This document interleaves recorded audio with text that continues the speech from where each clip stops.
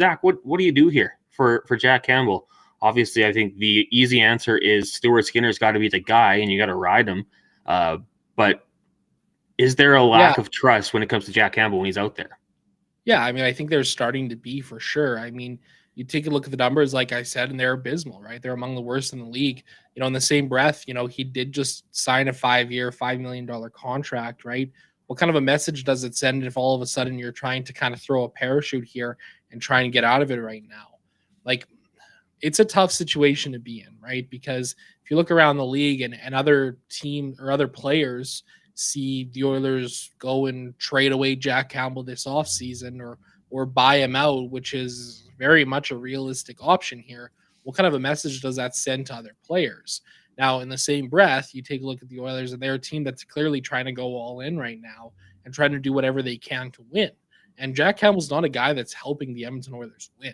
Jack Campbell hasn't helped the Oilers win a game maybe all season. I mean, there's maybe a handful of games you can count on one hand where Jack Campbell was the reason that the Oilers won the game. It's just something that's not happening this season, right? There's not a lot of options right now. I mean, you could give him the Cal Peterson treatment, I suppose, and put him on waivers and send him down to the American League and have him go play for the Bakersfield Condors and try and rebuild some confidence. But you look at Cal Peterson, who's playing with the Kings. He signed a 3-year, $4 million deal ahead of this season, and his numbers have been terrible as well, right? Well, they haven't recalled Cal Peterson. Like, he's still down in the American League, right?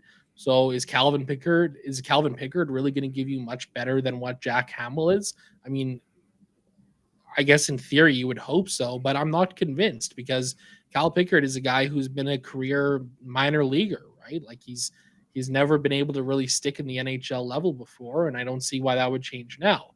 Now, you get to the off season and it's a different story, right? I mean, just to throw it out there, it's an 8-year buyout for Jack Campbell. It's a long time, but for the most part, the money is pretty tolerable around $1.5 million. There'd be 2 years where it would be 2.3 and 2.6 against the cap. But in the same breath, salary cap's going to go up like it's expected to in the next year or two here. That's kind of small number. And then, of course, Andre Sekera's buyout is coming off this year. Milan Lucic's salary retention is coming off this year. So logically, that's an option, right? But I don't know. It's a tough situation to be in for this team right now because I just don't think they can trust Campbell. Yeah, you mentioned it, 1.5, 1.1, 2.3, 2.6, 1.5, 1.5, 1.5, 1.5, 8 years.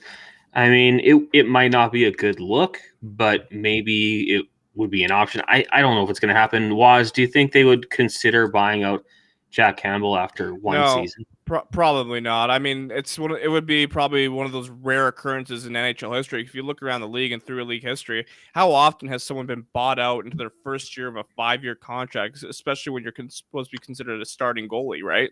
It just doesn't happen. It doesn't, unless this is going to be the one rare occurrence. It's doubtful. They're probably going to stick with Campbell, but right now in this moment, I think you have to treat Stuart Skinner as a starter and Campbell as the backup until Campbell finds some form, right? Like, I'm looking at the chat and I see Wise Kyle, and he's saying you're looking at this trying to blame someone rather than blaming the team and its systems in front of it. It's called confirmation bias.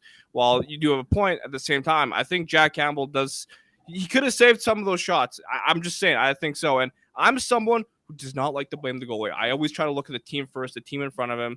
Was the team really that terrible in front of Jack Campbell tonight?